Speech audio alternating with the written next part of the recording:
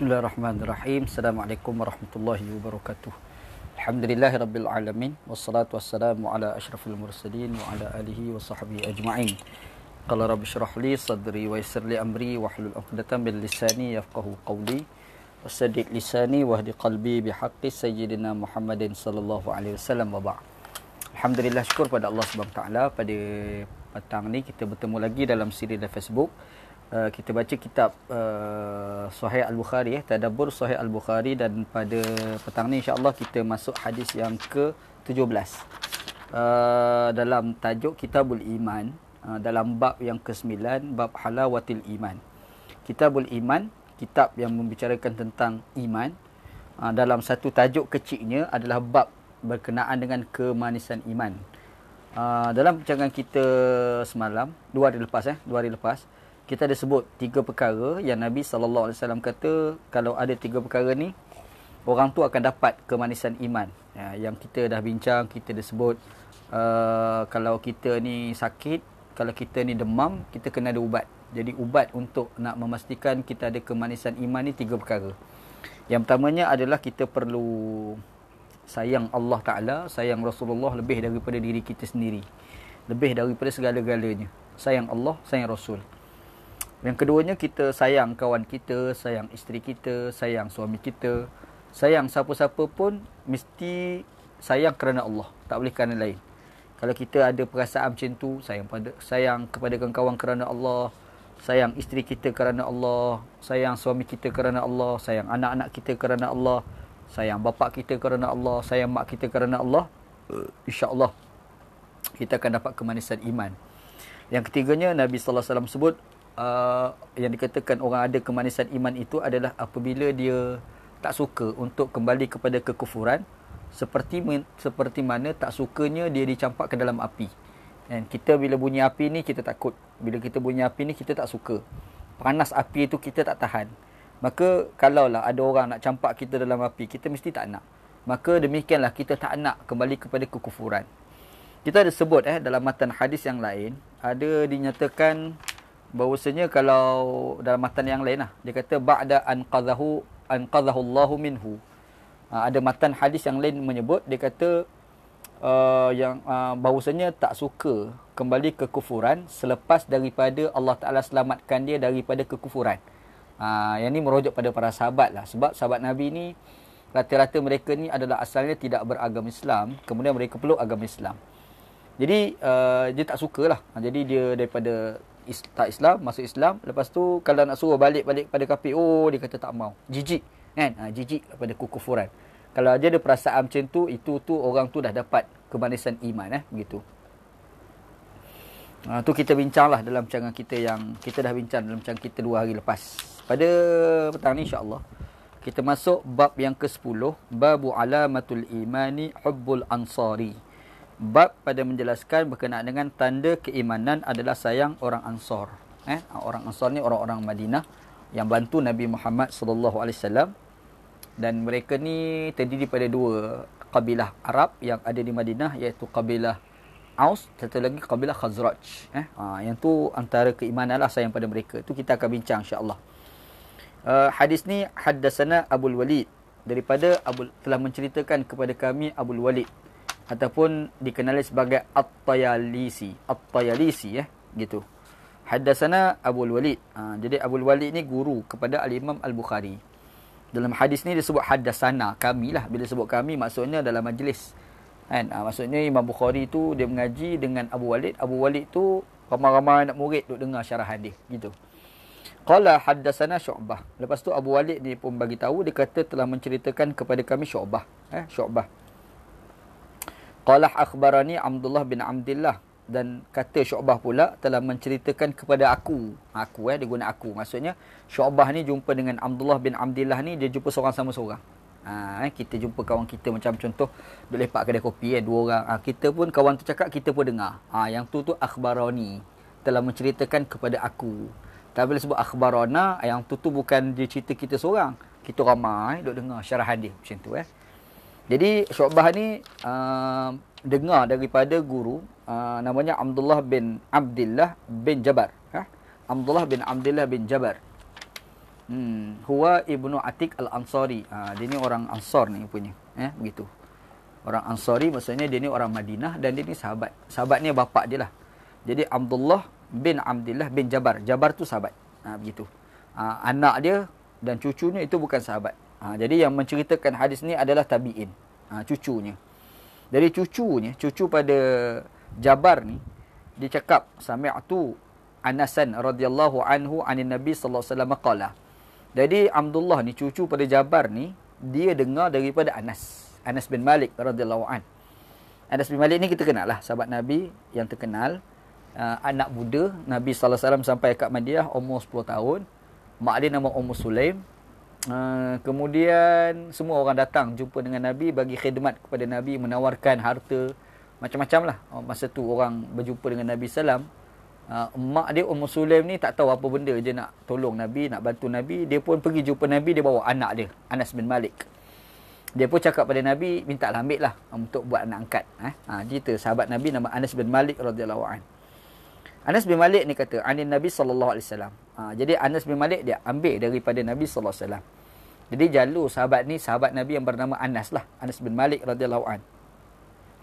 Kata dia, qala ayatul imani hubbul ansar wa ayatul nifaqi bughdul ansar. Nabi sallallahu alaihi wasallam kata, dalam hadis Nabi kata tanda-tanda iman itu adalah sayang kepada orang Ansar, dan tanda-tanda orang munafik itu benci kepada orang Ansar. Orang Ansar. Jadi kita ni nak tahu satu benda mesti ada tanda kan. Kita nak tahu satu benda ni kadang-kadang berdasar pada tanda. Tanda ni umpama bukti. Contoh kalau kita tengok macam nak hujan, dia ada tanda nak hujan. Tanda nak hujan ni contohnya mendung, contoh kan. Bila mendung tu kita pun rasa yang ni nak hujan ni. Hujan ke belum tentu lagi, tapi kita boleh tahu itu tanda. Bila ada tanda maksudnya dalam 80-90% tu hujan tu akan berlaku. Kita menafsirkan sesuatu benda tu berdasarkan kepada tanda. Kita boleh kenal orang-orang munafik ni melalui tanda. Kadang-kadang dia tak mengaku pun dia munafik. Tak ada siapa pun bagi tahu yang dia tu munafik, tapi tanda-tanda tu kita boleh tahu. Betul ke munafik belum tentu lagi, tapi tanda-tanda tu dah ada. Jadi bila kita nampak tanda, bukan makna kita boleh tuduh. Tu kena faham juga. Bukan, munafik dah ni. Jangan. Bukan kita boleh tuduh. Tuduh munafik ni tak boleh. Tapi kita boleh ambil sikap berhati-hati. Macam tu. Ambil sikap berhati-hati. Kan? Macam Nabi sallallahu alaihi wasallam kata tanda munafik ni 3. Ayatun nifaqi salas. Tanda orang munafik ni 3. Idza kalimah kadhiba. Bila cakap bohong. Cakap nipu, kecek. Kecek bohong dia ni. Bila cakap bohong tu, boleh tak kita nak kata dia munafik dah? Nanti dulu. Tak boleh. Tapi tanda tu dah ada. Ni tanda munafik ni. Macam kita kata tanda mendung. Ni tanda nak hujan. Tapi hujan ke? Belum tentu lagi. Jangan dok kata confirm hujan punya. Tak boleh. Sebab takut tengok tak hujan. Jadi tanda satu, hakikat satu benda yang lain lah. Jadi hakikat orang munafik satu. Satu lagi tanda-tanda orang munafik. Nabi SAW sebutlah antaranya bila berjanji, khianati janji. Bila berjanji, tidak tepati janji. Janji pada pukul 9. Pukul 11 baru mari. Kadang-kadang tak mari langsung. Kita tak larang nak telefon. Ni mari kedok ni. Kita tak larang nak tunggu dah ni. Kan? Rupa-rupa tak mari. Jadi dia menyalahi janji. Kita nak kata munafik, nanti dulu. Jangan kata munafik. Tapi tanda ada dah. Macam kita sebut, tanda nak hujan tu mendung. Mendung tu lah. Tapi jangan kata confirm hujan. Belum tentu lagi. Tak takut tak hujan. Begitu. Kita boleh, bila tanda, kita ambil sikap berhati-hati je lah. Di masa akan datang tu, kalau berjanji dengan dia tu, ambil kira lah faktor-faktor yang dia pernah menyalahi janji tu. Gitu. Lepas tu, apa lagi? Nabi Muhammad kata, wa iza ikhtalafa, wa iza wa'ada ikhtalafa, wa iza tumina khana. Bila diberikan amanah, khianat. Bagi kuasa, khianat. Ambil lah sikit duit, tolong jaga duit aku ni. Nanti sekian-sekian bulan aku mari ambil lah. Tengok tak ada, habis dah. Contoh, khianat janji kan. Bila diberikan amanah dia khianat, itu tanda-tanda orang munafik. Jadi Nabi Muhammad SAW ni dia ada ajar pada kita nak kenal orang ni melalui tanda. Kalau dalam Al-Quran tu Allah Taala kata wali ta'rifannahum min lahnil qaul, kata Allah. Kamu boleh kenal orang-orang munafik ni dengan cara dia bercakap. Cara dia bercakap. Lahnil qaul ni, luhun ni apa luhun. Kita ni kalau contoh orang Kelantan. Orang Kelantan ni dia mesti ada luhun Kelantan. Dia punya dialek Kelantan dia tu kan. Orang ni kalau dia dialek Kelantan, dia cakap KL macam mana pun dia bau budu dia tu. Itu panggil luhun. Dia panggil luhun. Dia nak cakap Kuala Lumpur lah. Kita panggil dia mari ceramah. Ustaz ni orang Kelantan. So ceramah kat Kuala Lumpur. Jadi dia bercakap di Kuala Lumpur. Tapi masa nak bercakap Kuala Lumpur tu, dia ada terkeluar sepatah ayat Kelantan. Keluar sepatah kalimah Kelantan. Jadilah cara-cara dia sebut tu, kan? Kadang-kadang kita boleh dengar Kelantan ni. Macam mana lah orang Kelantan. Jadi kita ni kadang-kadang bila dijemput ceramah dekat Selangor, ceramah dekat Kuala Lumpur, Perak, Kedah, kita pun ajuk style orang Perak, ajuk style orang Kuala Lumpur, ajuk style orang Kedah cakap. Tapi duk ajuk-ajuk tu keluar sepatah perkataan. Tak boleh ni punah. Punah. Ini style orang Kelantan cakap. Jadi bila dia keluar punah tu kita tahu yang ni luhun Kelantan. Ini lahnil qaul. Perkataan dia tu satu perkataan yang dia tak boleh nak tinggal. Jadi benda ni itulah sebenarnya bahasa ibunda dia. Itu yang sebati dalam diri dia. Tiba-tiba dia nak sebut yang lain itu dah lakon. Jadi masa dia berlakon tu dia keluar, sepatah kita pun okey, dia ni Kelantan ni. Supalah orang Kedah. Dia ada. Kadang-kadang dengar tu boleh tahu ni Kelantan ni. Oh ni Kedah ni, ni Perak ni. Kita boleh tahu. Maka demikian juga Allah Taala sebut nak kenal orang munafik. Dia ni cakap kita dengar, nampak Islam dah ni. Aku Islam gini semayang lah. Tengok. Rasa macam ada satu perkataan bahasa tak kedau. Yang dia keluar sepatah tu, kita boleh tahu ini orang munafik.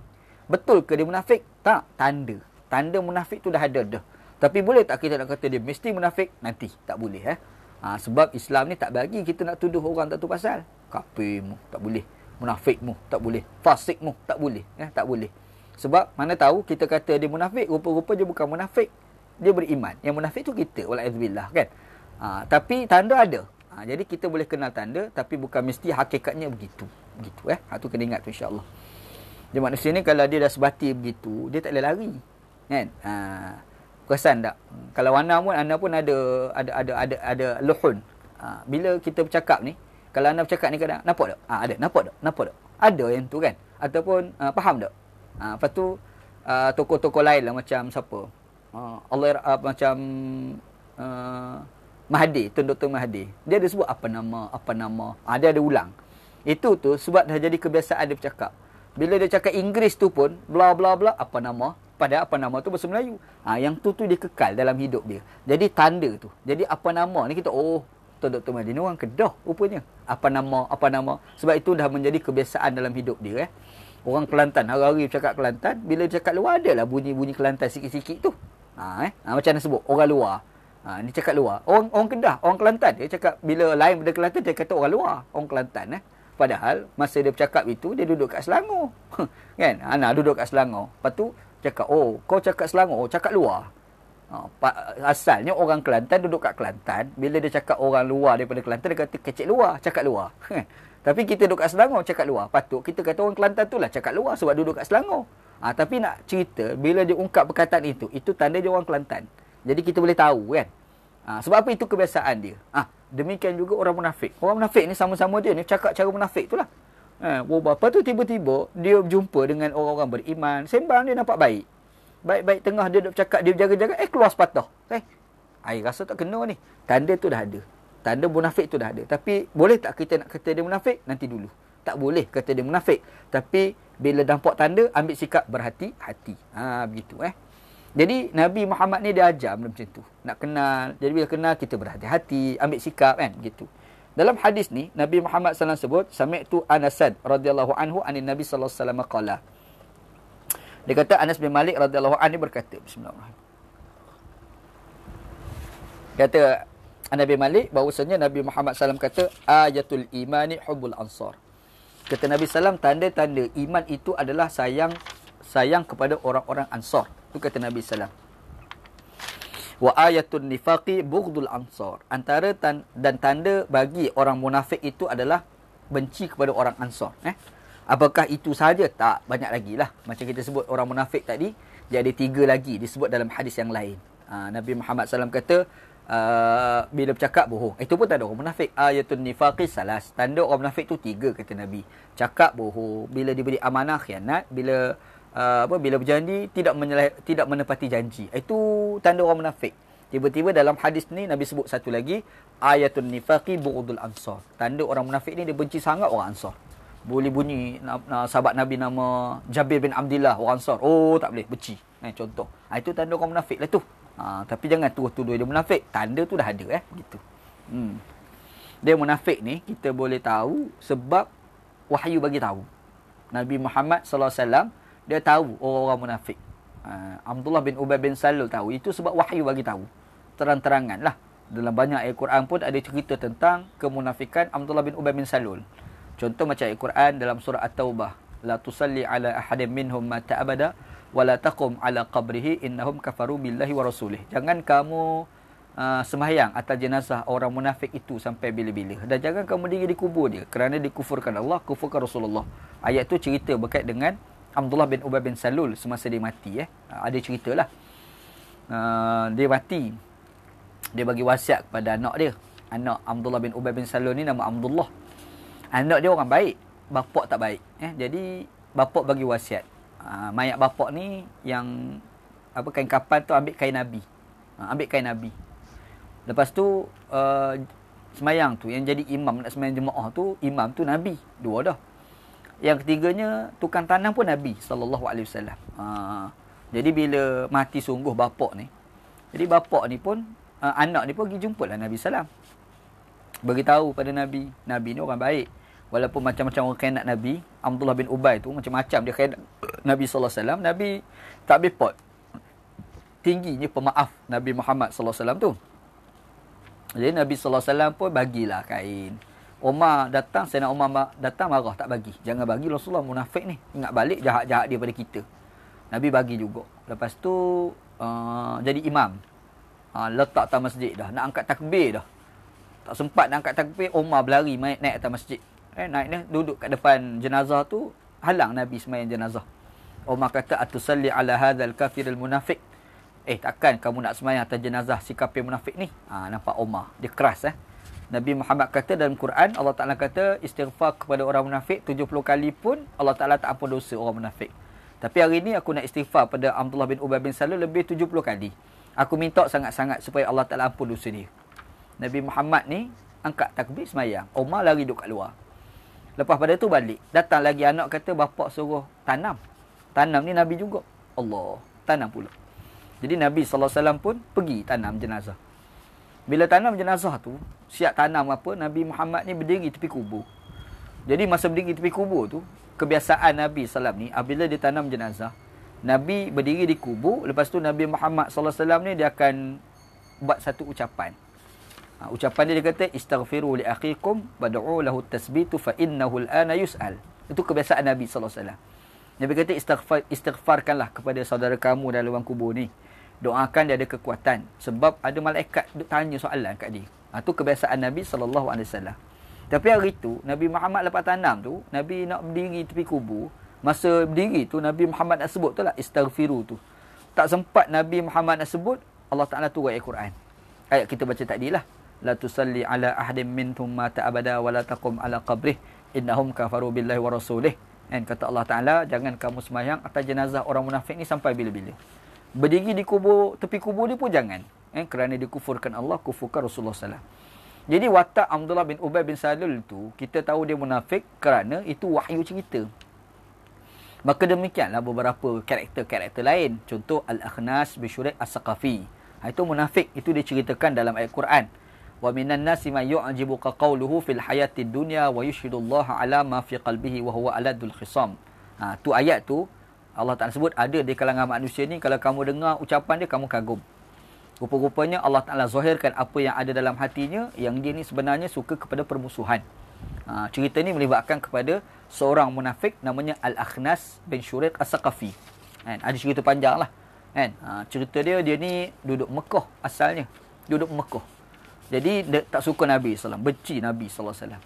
Masa Nabi Muhammad SAW pergi ke Taif, Nabi Muhammad nak masuk balik ke Mekah, Nabi Muhammad jumpa dengan Akhnas ni.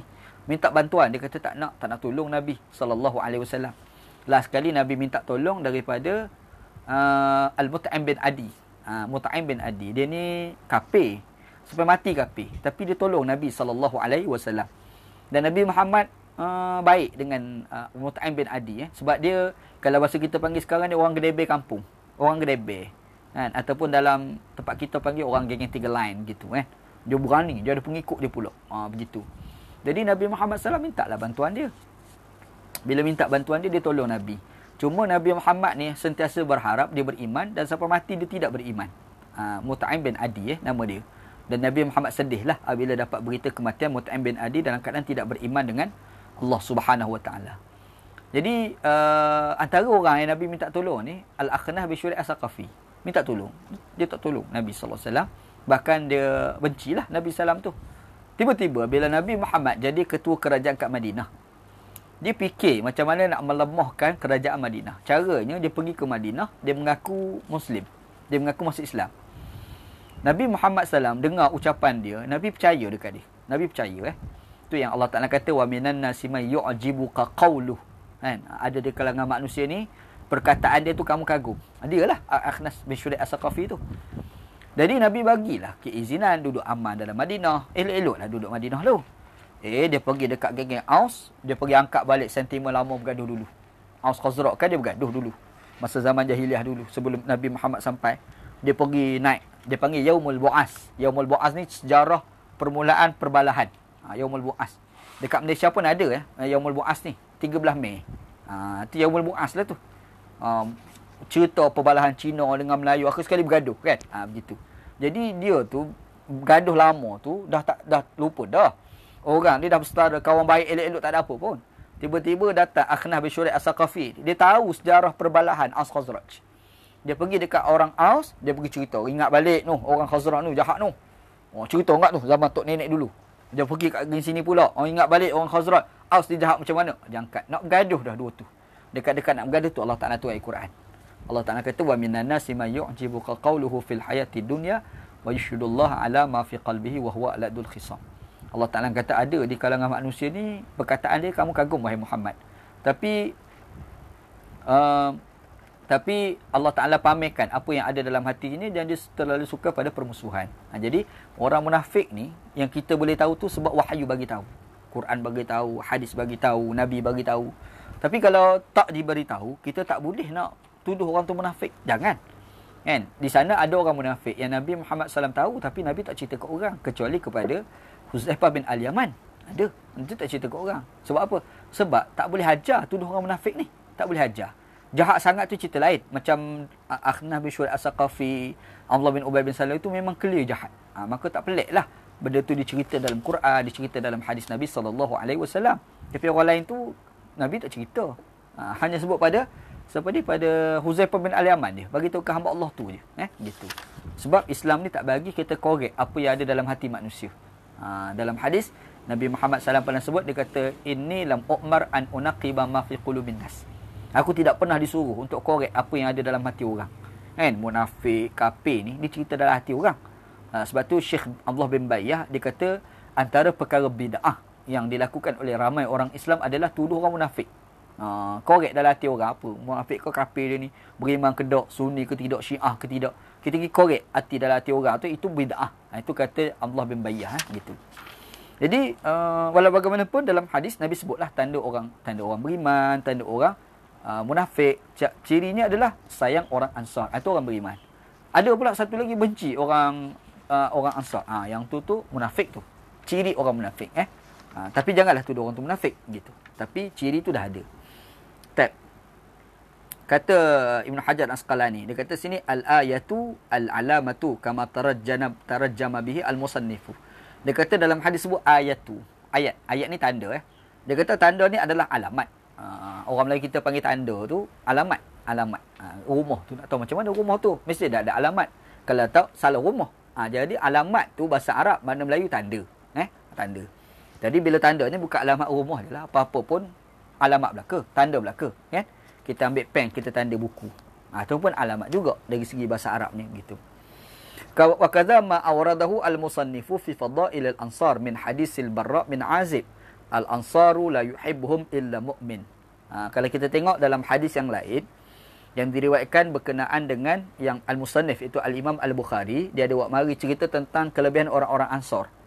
Dalam hadis tu dinyatakan satu sahabat namanya Al-Barra' bin Azib, dia ada menyatakan hadis Nabi Muhammad ada berkata al-ansaru la yuhibbuhum illa mu'min. Orang Ansar ni sesiapa pun tidak sayang mereka kecuali orang tu mesti beriman. Kalau sayang orang Ansar ni beriman itu. Begitu.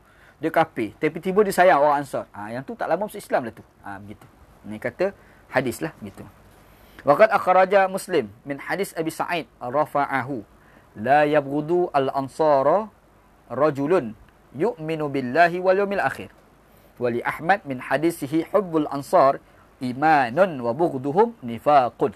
Dalam hadis telah mengeluarkan oleh Imam Muslim. Imam Muslim riwayatkan hadis daripada sahabat Nabi yang riwayatkan hadis namanya Abu Sa'id Al-Khudri radhiyallahu an, dan dia kata hadis ni Nabi Muhammad SAW cakap.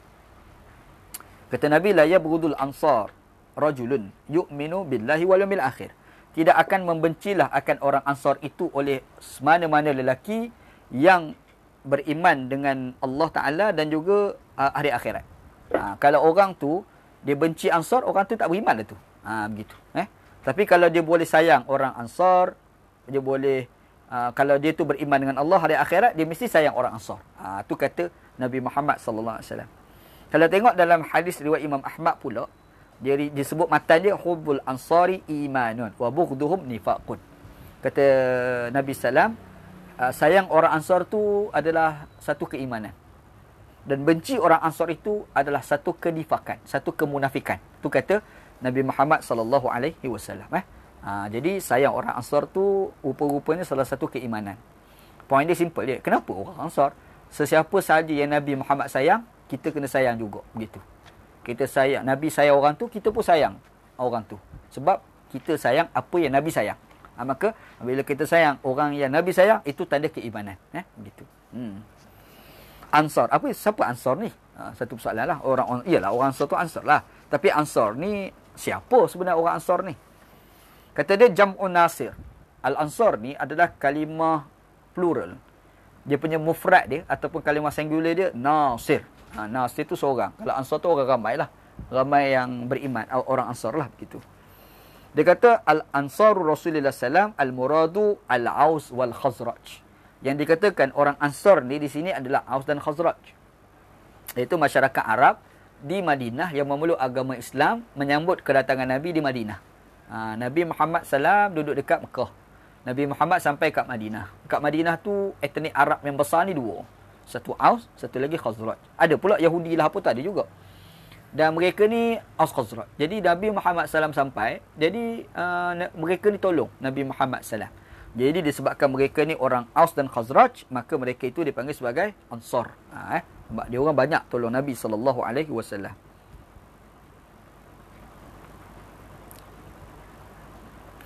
Fasammahum Rasulullah SAW Ansar fasara dhalika alaman alaihim. Nabi Muhammad kata, kata Imam Ibn Hajar Al-Asqalani, Nabi Muhammad SAW namakan mereka tu Ansar. Nabi, dia ada tolong Nabi lah apa tu, maka Nabi pun gelar mereka ni Ansar. Nabi gelarkan Ansar. Maka sejak pada itulah mereka dapat label, label lah. Kita panggil apa? Satu gelaran kepada dia Ansar gitu. Wa utliqa aidan ala auladihim wa khulafaihim wa mawalihim. Jadi gelaran Ansar ni bukan semata-mata pada mereka. Anak cucu mereka pun termasuk juga. Auladihim, anak cucu mereka, wa khulafaihim, pembesar-pembesar mereka, wa mawalihim, dan juga orang-orang besar lah, pegawai orang-orang yang dihormati di kalangan mereka. Itu pun dipanggil sebagai orang Ansar, orang Aus dan juga Khazraj. Lepas tu timbul soalan. Lepas tu Abdullah bin Salam contoh. Abdullah bin Salam ni orang Yahudi, masuk Islam, duduk Madinah. Boleh tak dikatakan Ansar? Tak boleh lah. Sebab apa? Sebab dia bukan Aus Khazraj. Dia tu Yahudi. Bangsa dia bukan Aus Khazraj. Dia bukan etnik Aus Khazraj. Dia ni orang Madinah. Dan dia ni asalnya agamanya Yahudi. Dan bangsa dia Bani Israel. Bani Israel yang duduk dekat Arab lah. Gitu. Abdullah bin Salam. Last kali masuk Islam. Orang tak panggil lah Abdullah bin Salam Al-Ansari. Sebab apa? Sebab dia bukan Aus Khazraj. Kalau ikut definisi yang dikemukakan oleh Al-Imam Ibn Hajar Al-Asqalani. Gitu.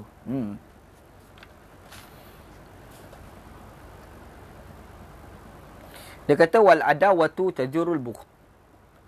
Summa kana ma ikhtassu bihi mimma zukira maujiban lil hasad wal hasad yajuru al bukht. Dia kata permusuhan itu asas silahnya mari daripada benci. Itu permusuhan.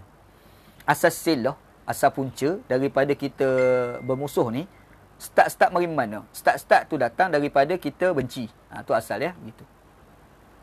Ada orang jadi ثم كان اختص به مما ذكر موجبا للحسد والحسد يجور البغض. Jadi di situ tu yang boleh melahirkan perasaan dengki. Jadi dengki tu pun bermula asasnya daripada benci jugalah.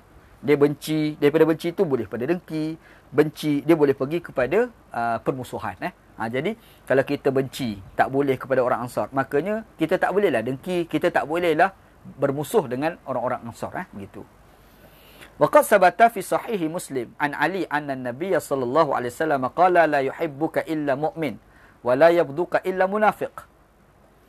Telah sabit dalam hadis sahih Muslim daripada Ali bin Abi Talib, anna an-nabiy sallallahu alaihi wasallam qala lahu. Nabi kata kepada Ali bin Abi Talib. Apa kata Nabi? La yuhibbuka illa mu'min. Kata Nabi pada Ali, Ali kamu kena ingat, kalau ada orang benci kamu, orang tu tak beriman lah tu. Kalau orang sayang kamu, mukmin lah tu. Tidak menyayangilah terhadap kamu kecuali orang tu mukmin. Kita orang mukmin, kita kena sayang orang yang Nabi sayang. Antara yang Nabi sayang, Ali. Kita sayang Ali. Wala yabghuduka illa munafiq. Tidak ada sesiapa yang benci kamu kecuali orang tu mesti munafik. Mari orang tu benci Sayyidina Ali, tak suka Sayyidina Ali contohlah. Yang tu orang munafik lah tu. Tu kata hadis riwayat Imam Muslim gitu. Habis. Yang ke-11, babun. Bab ni. Apa pula tajuk dia? Yang tu insya-Allah kita akan bincang dalam rancangan kita akan datang, begitu. Wallahu taala alam. Wallahu a'lam.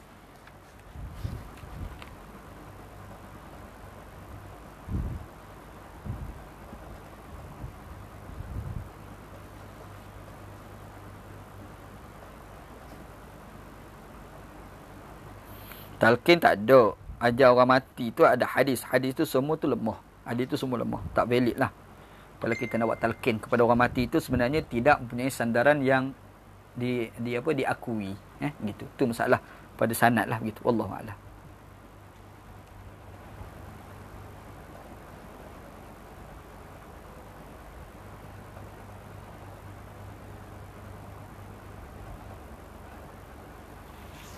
Okey, ada persoalan tak? Ada pertanyaan lain tak? Kalau tak ada cukuplah. Tak makan lagi ni. Wallahu a'lam wa sallallahu ala sayyidina Muhammad wa ala alihi wa sahbihi ajma'in. Walhamdulillahirabbil alamin. Assalamualaikum warahmatullahi wabarakatuh.